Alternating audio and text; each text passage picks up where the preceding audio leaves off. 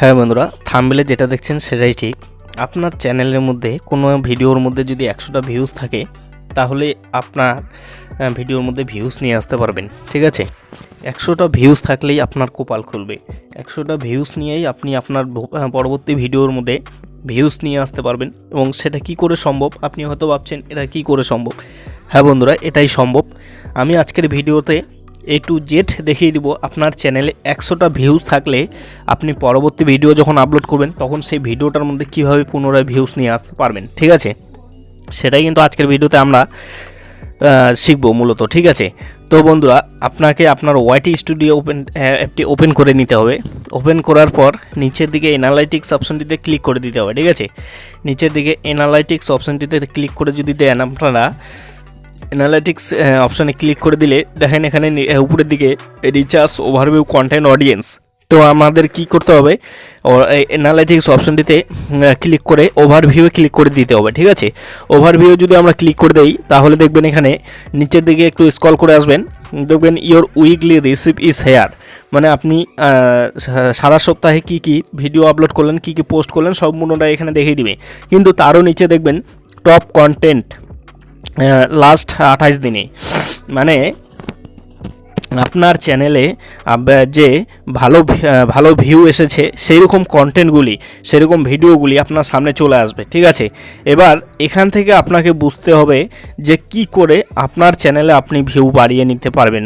ঠিক আছে, তো এখানে আপনাকে নলেজে ঢুকিয়ে নিতে হবে যে আপনার লাস্ট 28 দিনে কোন কোন ভিডিওগুলো আপনার দর্শকরা দেখছে এবং কোন কোন ভিডিওগুলোতে আপনার বেশি ভিউজ আসছে। সেই হিসাব করে আপনাকে একটা লিস্ট তৈরি করে নিতে হবে এবং সেই হিসাব করে আপনাকে পরবর্তী ভিডিও তৈরি করতে হবে। তাই বলে এই নয় যে আপনি যে লাস্ট 28 দিনে একটা ভিডিওর মধ্যে আপনার 1000 ভিউজ এসেছে, হুবাহু করে আপনি আপনার ওই ভিডিওটাকে কপি পেস্ট করে পরবর্তীতে আপলোড করে দেবেন, তাই বলে এটা নয়। তাহলে এটা করলে কিন্তু আপনার চ্যানেলে রিউজ কন্টেন্ট চলে আসবে এবং আপনার চ্যানেলটা মনিটাইজেশন করতে পারবেন না।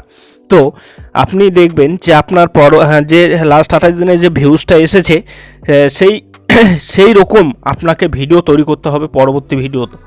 ঠিক আছে, মানে সেই রকম বলতে মানে সেই ক্যাটাগরির বিষয়ে আপনাকে ভিডিও তৈরি করতে হবে। হুবহু আপনাকে সেই ভিডিওটা আপলোড করে পেস্ট করে দেওয়া চলবে না, নয়তো আপনার ইউজ কন্টেন্ট এসে যাবে এবং আপনি মনিটাইজেশন করাতে পারবেন না।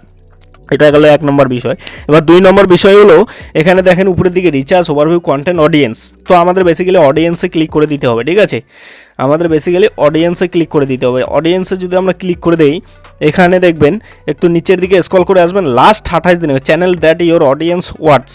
ঠিক আছে, লাস্ট 28 দিনে আপনার ভিউয়ার্সগুলি কোন কোন চ্যানেলের ভিডিও দেখেছে। ঠিক আছে, এটা আপনাকে রিচার্জ করে নিতে হবে, এটা আপনাকে ভালো করে বুঝতে হবে। ঠিক আছে, লাস্ট 28 দিনে আপনার চ্যানেলে কোন কোন চ্যানেল, আপনার চ্যানেলের ভিউয়ার্সগুলি কোন কোন চ্যানেলের ভিডিও দেখেছে। আমার যেমন দেখেছে next explain, YouTube tips and trick BD IT touch, YouTuber how, টিয়াসেক্স, tech unlimited, creator search Bangla. ঠিক আছে, এই যে চ্যানেলগুলির ভিডিও আমার লাস্ট 28 দিনে আমার ভিউয়ার্সগুলি দেখেছে। তো এখান থেকে আপনাকে বুঝতে হবে যে আপনার যে ভিউয়ার্সগুলি লাস্ট 28 দিনে কোন কোন চ্যানেলের ভিডিও দেখেছে এবং সেই চ্যানেলগুলি আপনাকে একটু দেখে নিতে হবে। সেই চ্যানেলগুলিতে গিয়ে দেখবেন লাস্ট 28 দিনে সেই চ্যানেলের যে ভিডিওগুলোর মধ্যে সবচেয়ে বেশি ভিউজ আসছে সেই টাইপের ভিডিও আপনাকে তৈরি করতে হবে। সেই টাইপের যদি আপনি ভিডিও তৈরি করে আপনার চ্যানেলের মধ্যে আপলোড করতে পারেন তাহলে দেখবেন যে আপনার ভিউজ 100% আসবে। কারণ কি? কারণ আপনার ভিউয়ার্সগুলি লাস্ট 28 দিনে এইসব চ্যানেলের ভিডিও এবং এই ভিডিও দেখেছে। সেক্ষেত্রে আপনার চ্যানেলের মধ্যেও ভিউজ আসবে 100%, এটা নিয়ে কোনো সংশয় নেই। ঠিক আছে, তো আশা করি বোঝাতে পারলাম যে আপনার চ্যানেলের মধ্যে 100টা ভিউজ থাকলে আপনি কিভাবে পরবর্তী ভিডিও বানালে আপনার চ্যানেলের মধ্যে ভিউজ আসবে। ঠিক আছে, তো বন্ধুরা, এই ছিল ভিডিওটি কেমন লাগে অবশ্যই কমেন্ট করে জানাবে। ভিডিওটি ভালো লাগলে লাইক করে দেবে, চ্যানেলে নতুন হলে চ্যানেলটিকে সাবস্ক্রাইব করে পাশে থাকবেন। অলরেডি যারা সাবস্ক্রাইব করেছেন তাদেরকে থ্যাংক ইউ সো মাচ। তো চলুন বন্ধুরা, সবাই সুস্থ থাকবেন, ভালো থাকবেন, সাবধানে থাকবেন।